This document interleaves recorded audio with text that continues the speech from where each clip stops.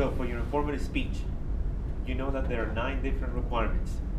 And the first one is you cannot say the topic of my speech because you lose -5 points. You cannot say that's it in the end because you lose -5. You have to have an introduction in which you're leading the audience to know what the topic is instead of saying, today I'm going to talk about, or the topic of my speech. The same is true for the ending. You have to have a leading statement with a final statement that perhaps a summary and then a final statement to let the audience know that you're done without saying that's it in the end. You have to comply with the dress code or you lose -10. Dressing formally is the way to go unless you're dressed to play the part because it complements your presentation. So dress formally, business attire, business formal will be the way to go. The timing for your presentation is 5 to 7 minutes. It's -5 for each 30 seconds that you go over or under. At 7:01, you're going to lose -5. At 7:31, you're going to lose -10.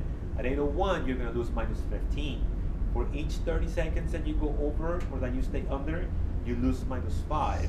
If you speak for 4:59, you lose -5. If you speak for 4:29, you lose -10. So it's -5 for each 30 seconds that you go over or under your presentation.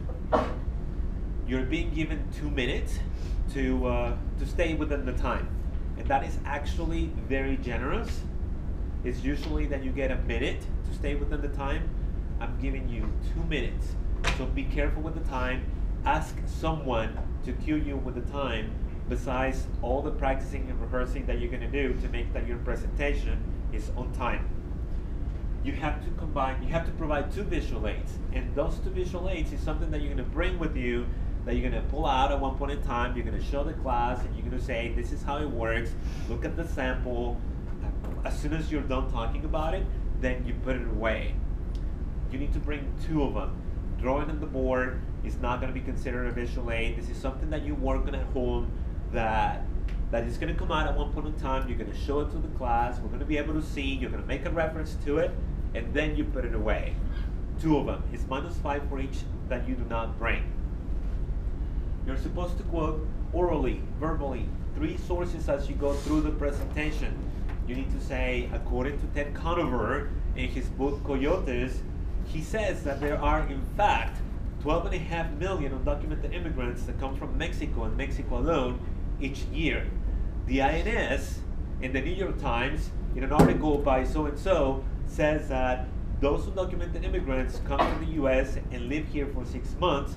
They go back to the country and they come to the United States to work, to make money for their families, to send home, and then they go back. So you need to quote 3 different resources as you go through your presentation. Those 3 sources are going to be written in the works cited.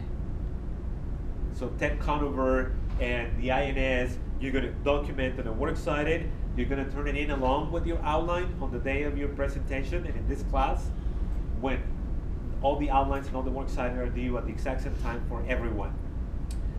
Then you know that you cannot read. If you read, it depends on how much you read, that I would have to take off, say, half of the points. You will make a 50, or you can even run the risk of making a 0 because it's not a reading assignment. You're supposed to provide eye contact and look at everyone as we're going through the presentation. If you don't have the outline, you're not going to be allowed to do your speech. An informative speech is one where you explain how something is done, you describe, you teach the class, you do a lecture. We said that it's a lot like show and tell. Be careful and not be persuasive where you end up asking for something from the audience. Every time we speak with a purpose, and it may appear as if you're being persuasive, but that's the nature of how we speak. However, technically speaking, for our purposes, in the end, if you say, don't drink and drive, or go out and donate blood, or your organs when you die, or volunteer in the Humane Society, or adopt a cat, all of that is persuasive. That's not what you want. You want to do a quick summary and a final statement that lets the audience know that you're done without asking them to do anything about it. So that's what the informative speech is all about. Now let's talk about the sequence that